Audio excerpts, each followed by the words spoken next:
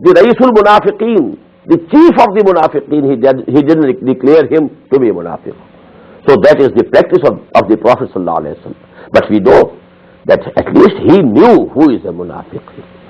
And there is a tradition, there is a riwayah, that when the Prophet was coming back from Ghazwatul Tabuk, some of the Munafiqeen, they tried to kill him.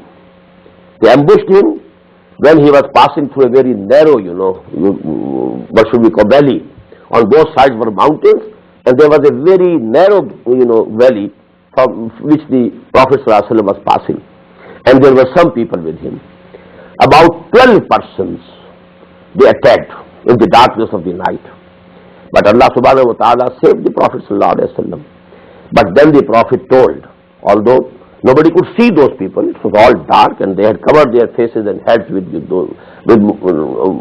different cloths, and they were not seen, they were not recognizable. But the Prophet told Hazrat Huzaifa radiyallahu ta'ala anhu the names. They are such and such and such and such people, I tell you. But, O Huzaifa, keep it a secret with you.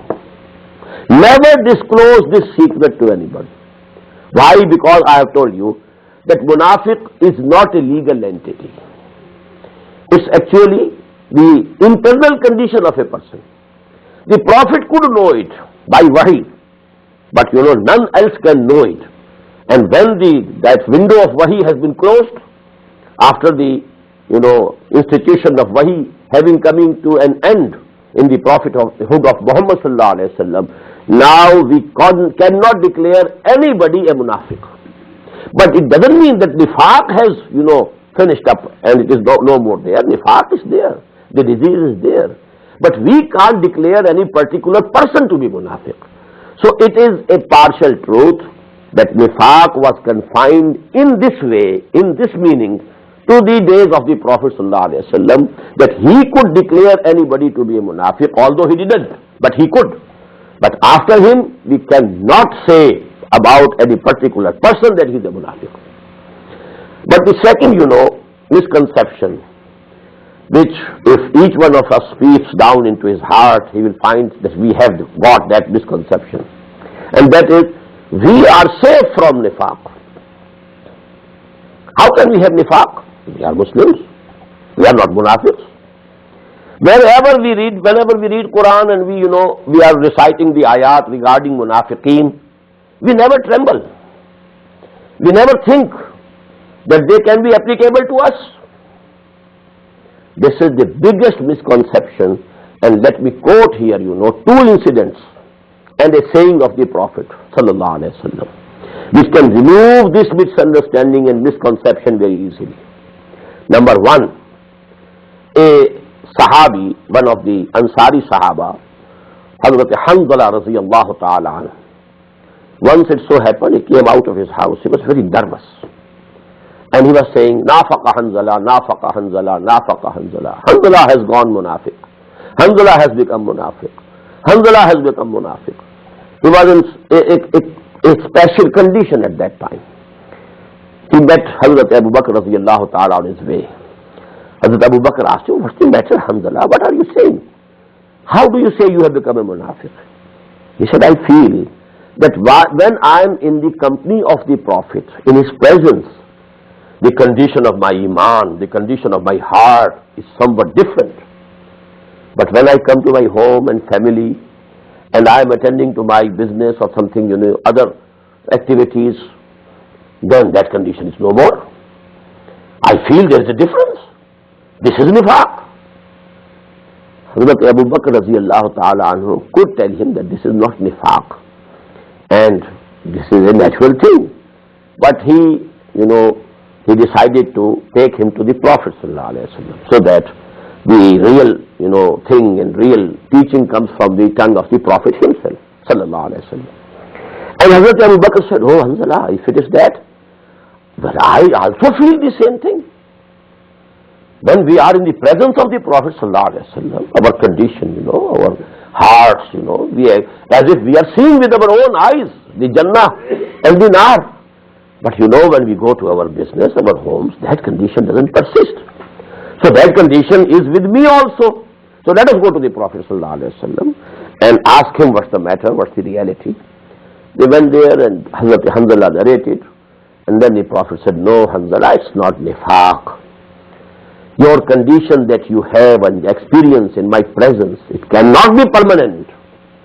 If it becomes permanent, then the angels will come and shake hands with you on their beds. Actually, when you are in my presence, that condition, it cannot be permanent. فَإِنَّهَا يَا حَنْزَلَةُ فَسَاعَةً فَسَاعَةً. This type of depth of commitment, depth of iman, this istihzar, this can be had time to time. It cannot be persistent, it cannot be permanent. But why I quoted this incident, that Hazrat Hanzala, a Sahabi, a companion of the Prophet, he didn't think that Nifaaq cannot attack him. He cannot have the disease of Nifaaq. He didn't think I am mahfuz and mas'oon. I am safe. I can never have any Nifaaq. This was not the understanding. This was not the feeling of Hazrat Hanzala. Now let me come to Hazrat Umar radiyallahu ta'ala. He is number 2 according to Ahl Sunnah. Topmost Sahabi Abu Bakr radiyallahu ta'ala. Number 2 among the Sahaba Hazrat Umar radiyallahu ta'ala. And he, because I have told you that the Prophet told the names of some Munafiqeen to Hazrat Huzaifa.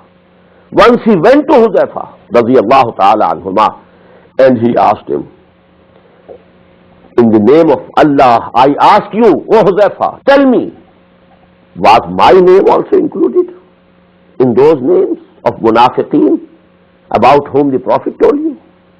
And he said, no. Although I can't tell you the names, but should be sure your name was not among them. So Hazrat Umar didn't think that he is, exempt. He is immune. This disease cannot affect him.